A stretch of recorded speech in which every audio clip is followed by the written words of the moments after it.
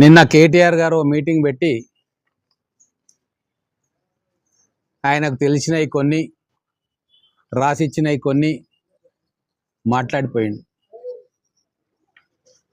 BRS ప్రజాప్రతినిధులు కూడా 10 ఏళ్ల పాటు ఎమ్మెల్యేలుగా మంత్రులు ఉన్న వాళ్ళు కూడా ఆ వేదిక మీద ఉన్నారు.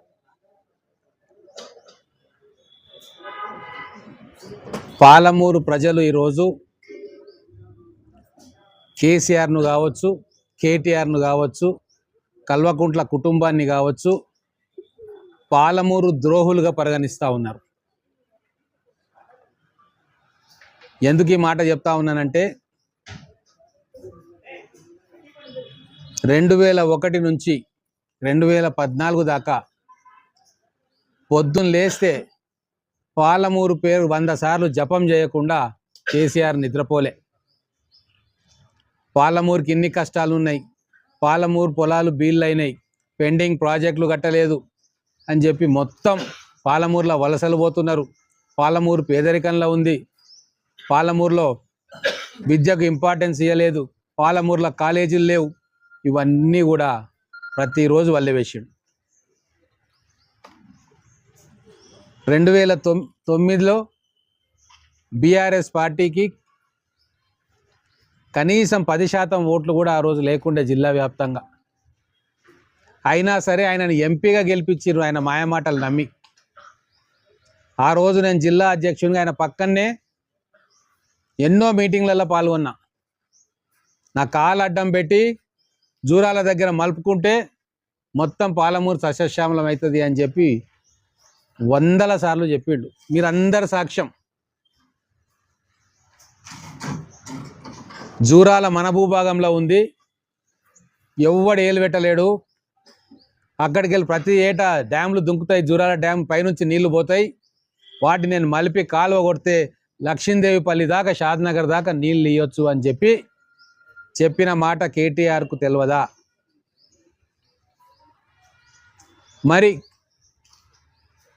తెలంగాణ వచ్చిన తర్వాత మీ నాన్నగారు ముఖ్యమంత్రి అయిన తర్వాత ఎందుకు మరి కృష్ణానది నీళ్లను జూరాల దగ్గర నుంచి తీసుకొచ్చి మా కొడంగల్ కావచ్చు, మక్తల్ కావచ్చు, నారాయణపేట కావచ్చు, దేవరకద్ర కావచ్చు, మహబూబ్ నగర్ కావచ్చు, జడ్చర్ల కావచ్చు, షాద్నగర్ కావచ్చు, ఎందుకు నీళ్లు పారించలేదు? ఒక్క బొట్టు కూడా ఇప్పటిదాకా నీళ్లు ఎందుకు పారలే?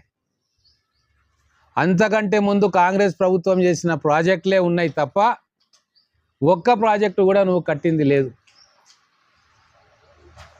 ఘోరమైన మోసం చేసినావు పాలమూరు ప్రజలకు. ఈ పాటికి 5-6 లక్షల ఎకరాలకు నీళ్ళు వస్తుండే ఈ నేను చెప్పిన ఈ నియోజకవర్గాల్లో. మరి ఎందుకు జూరాల నుంచి శ్రీశైలం బ్యాక్ వాటర్స్కు నీ పాలమూరు ప్రాజెక్టును ఎందుకు తీసుకుపోయినావు? ఎందుకు తీసుకుపోయినావో చెప్పనీకే అసెంబ్లీ మొత్తం రోజంతా చర్చ పెట్టి తెలంగాణ ప్రజలకు, పాలమూరు ప్రజలకు కేసీఆర్ చేసిన నయవంచన, కాసుల కక్కుర్తి కోసం ఆయన ఢిల్లీలో పదవులు వెలగబెట్టనీకే కృష్ణానది జలాలను జగన్మోహన్ రెడ్డికి అమ్ముకున్న వైనం కంటికి కట్టినట్టుగా అసెంబ్లీ వేదికగా నేను మాట్లాడినా, ముఖ్యమంత్రి గారు మాట్లాడి ఇంకా సోయి లేకుండా మళ్ళీ వచ్చి ఏ ముఖం పెట్టుకొని పాలమూరులా మేము ఏదో ఉద్ధరిస్తామని చెప్పి కేటీఆర్ మాట్లాడతాడు. అసలు మొదలు పాలమూరుకు కేటీఆర్ని తీసుకొచ్చిందే నేను. ఈ జిల్లా గురించి, సమస్యల గురించి ఆయనకు అవగాహన కల్పించడానికి ప్రయత్నం చేసిన, కానీ దురదృష్టం ఇంకా 10 సంవత్సరాలైనా ఆయనకు ఏమాత్రం అవగాహన రాలే. చుట్టుముట్టు ఉన్న వాళ్ళు ఆయనకు అవగాహన చేసే ప్రయత్నం కూడా చేస్తలేరు. ఎందుకు ఈ ఎమ్మెల్యేలు, మంత్రులు మా జూరాల దగ్గర ఉన్న పాలమూరు లిఫ్ట్ ఇరిగేషన్ ఎందుకు శ్రీశైలంకు తీసుకుపోతున్నామని ఒక్కరోజన్నా అడిగిన దాఖలా ఉందా?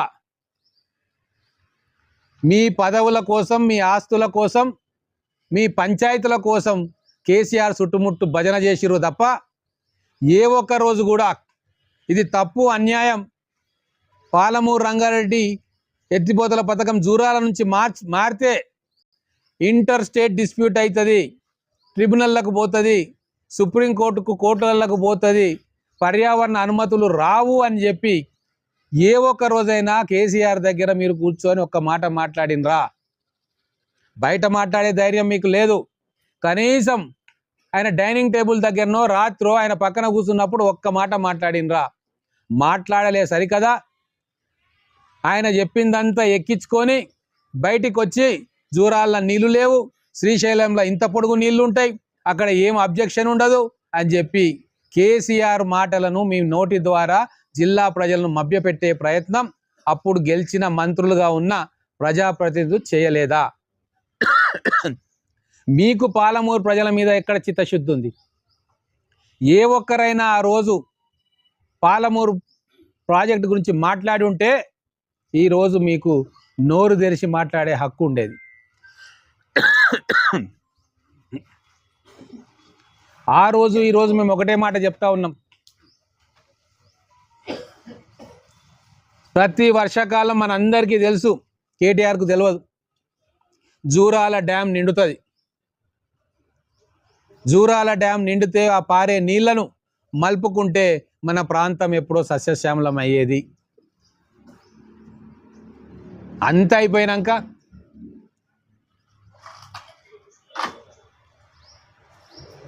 శ్మశానానికి పోయి ఏడ్చినట్టుగా మొన్న మొత్తం ఎమ్మెల్యేలు మంత్రులు పోయి జూరాల దగ్గరికి పోయి కొత్త కథ చెప్పనికే ప్రయత్నం చేస్తూ ఉన్నారు. నీళ్ళే లేవు జూరాలలా, ఎట్లా కడతాం ప్రాజెక్టు అని. మహాశైలారా, జూరాలలో నీళ్లు ఉండవు. వరద జలాలు వరద వచ్చినప్పుడు జూరాల గేట్ల నుంచి నీళ్లు దుంకుతాయి. అవే నీళ్లు శ్రీశైలం నిండుతుంది, అవే నీళ్లు సాగర్కు పోతాయి.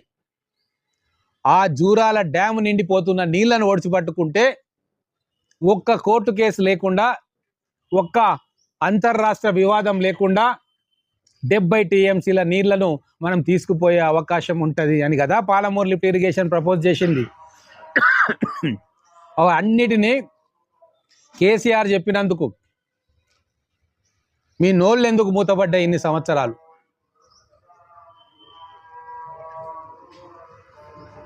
అందుకే మా ప్రభుత్వం రాగానే నెల రోజుల లోపలనే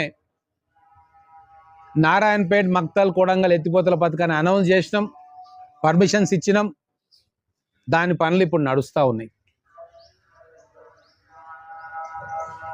నీళ్లకు మీరు ద్రోహం చేసిండ్రు. విద్యా సంస్థల విషయానికి వస్తే 10 ఏళ్లల్లా కేసీఆర్కు రాజకీయ భిక్ష పెట్టిన పాలమూరుకు ఒక్క విద్యాలయాన్నన్నా కేటాయించిండ్రా? పాలమూరు యూనివర్సిటీకి నిధులు ఇచ్చిండ్రా? కొత్తగా ఇక్కడ కాలేజీలను పెట్టిండ్రా? స్కిల్ డెవలప్మెంట్ సెంటర్లు పెట్టిండ్రా? మా పిల్లల వలసను ఆపనీకే వాళ్ళకి చదువు చెప్పే కార్యక్రమం మీరు చేసిండ్రా? అసలు మీకు చదువు మీద సోయి ఉంటే కదా బీఆర్ఎస్ నాయకులకు, ముఖ్యమంత్రికే లేదు, ఇంకా నాయకులకే ఉంటుంది.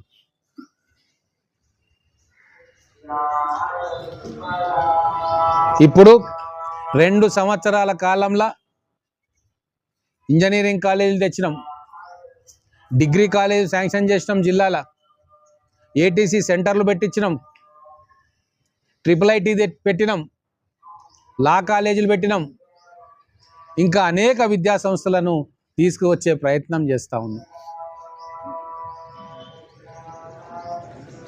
అవన్నీ కేటీఆర్కు తెలియవు.